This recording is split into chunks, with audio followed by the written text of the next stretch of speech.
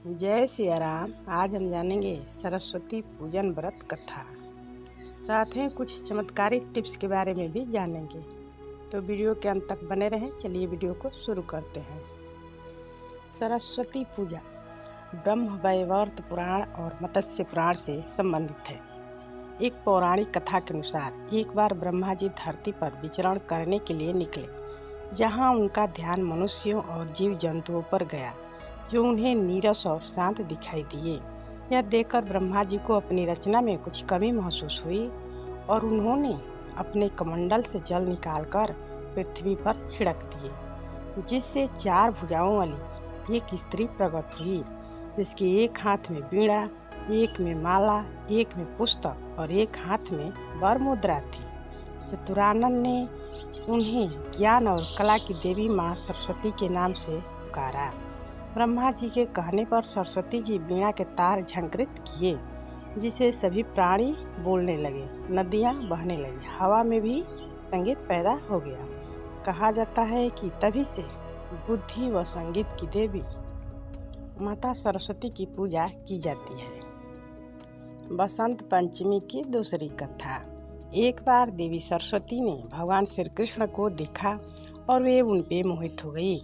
तब वे उन्हें पति के रूप में पाना चाहती थी, लेकिन भगवान श्री कृष्ण ने उन्हें बताया कि वे केवल राधा रानी के प्रति समर्पित हैं। लेकिन माँ सरस्वती को मनाने के लिए भगवान श्री कृष्ण ने उन्हें वरदान दिया कि आज से माह के शुक्ल पक्ष की पंचमी को समस्त विश्व तुम्हारी विद्या व ज्ञान की देवी के रूप में पूजा करेगा। कहते हैं उसी समय से भगवान श्री कृष्ण ने सबसे पहले देवी सरस्वती की पूजा की और तब से ही बसंत पंचमी के दिन पूरे विश्व माता सरस्वती की पूजा करने लगा। माता सरस्वती को देवी सरस्वती, बागेश्वरी देवी, भगवती, शारदा, वीणा वादनी और वाग देवी सहित अनेक नामों से पूजा जाता है और पुकारते भी हैं।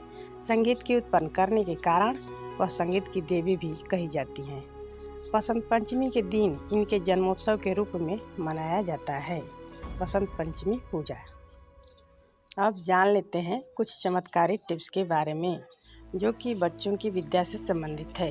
बसंत पंचमी के दिन छात्र लोग घर में देवी सरस्वती को लाल फूल चढ़ाकर अपने सामर्थ्य के अनुसार पूजन करें। चाहे तो गुड़हल का भी फूल चढ़ा सकते हैं और चाहे तो गेंदे के भी फूल को अर्पित कर सकते हैं। इससे उन्हें इच्छित क्षेत्र में सफलता भी मिलेगी। जो क्षेत्र चुनना चाहें वो माता की पूजा और ध्यान करके पढ़ाई के साथ साथ चुन सकते हैं। दूसरा टिप्स, अपने बुक में माता सरस्वती के चित्र को भी रखें। चाहे तो स्टडी टेबल पर भी माता सरस्वती की मूर्ति को रख सकते हैं। इससे भी पढ़ाई में सफलता मिलेगी। और विद्यार्थियों को हमेशा पूर्व दिशा की ओर ही मुँह करके पढ़ना चाहिए। वास्तु के अनुसार अध्ययन कक्ष घर की उत्तर पूर्व दिशा में होना चाहिए। इससे शीघ्र सफलता मिलती है विद्या में। और अध्ययन कक्ष में दीवारों का रंग भी हल्का क्रीम या वाइट होना चाहिए, हल्की वाइट।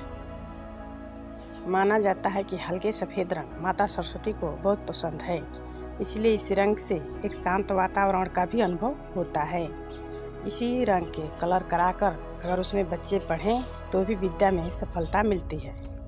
अध्ययन रूम में चाहे तो मोर के पंख भी रख सकते हैं और चाहे तो मोर पंख अपने किताब में भी रख सकते हैं। इससे भी बच्चों की पढ़ाई एवं परीक्षा में सफलता मिलती है। अब जान लेते हैं कि आर्थिक तंगी दूर करने के लिए क्या करें। तो घर की उत्तर दिशा विकास के अवसरों और बढ़ी हुई कमाई का प्रतिनिधित्व करती है। इसीलिए इस स्थान पर हो सके तो पूजा घर, विद्या अध्ययन घर और चाहे तो शयन कक्ष भी रख सकते हैं। इससे क्या होगा कि धन का निरंतर प्रवाह बना रहेगा। और घर की दक्षिण दिशा व्यक्तियों के नाम और प्रसिद्धि का भी प्रतिनिधित्व करती है। इस दिशा का उपयोग शयन कक्ष के साथ साथ ध्यान के लिए भी किया जा सकता है। चाहे तो यहाँ भी ध्यान लगा सकते हैं। बच्चे या बड़े जो भी चाहते हों कि मेरा नेम फेम बना रहे, तो इसके लिए अपनी ज़रूरी कागजात या अपने प्रमाण पत्र को दक्षिण दिशा के ही दीवार पर हो सके तो रखें या दक्षिण दिशा के रेक पर रखें। जैसे बच्चों का आईडी कार्ड हो या उनके सर्टिफिकेट हो, उनको दक्षिण दिशा में ही रखना चाहिए। घर में धन की बरकत बनी रहे, इसके लिए 9 गोमती चक्र को लेकर या तो माँ दुर्गा के पास रखें या माता सरस्वती के पास रखें। चाहे तो गुप्त नवरात्रि में भी रख सकते हैं पूरे नवरात्र भर। और अंतिम दिन पूजा करने के बाद गोमती चक्र को लाल कपड़े में बांधकर धन के स्थान या तिजोरी में रख दें। इससे आर्थिक संकट दूर होगा और धन की दिनों दिन बरकत होती रहेगी। चाहे तो इस उपाय को माता सरस्वती के पूजन के दिन भी कर सकते हैं। आज के लिए बस इतना ही। अगले वीडियो में फिर कोई नई जानकारी के साथ उपस्थित होंगे। तब तक के लिए जय श्री राम। धन्यवाद। प्लीज लाइक शेयर सब्सक्राइब जरूर करें।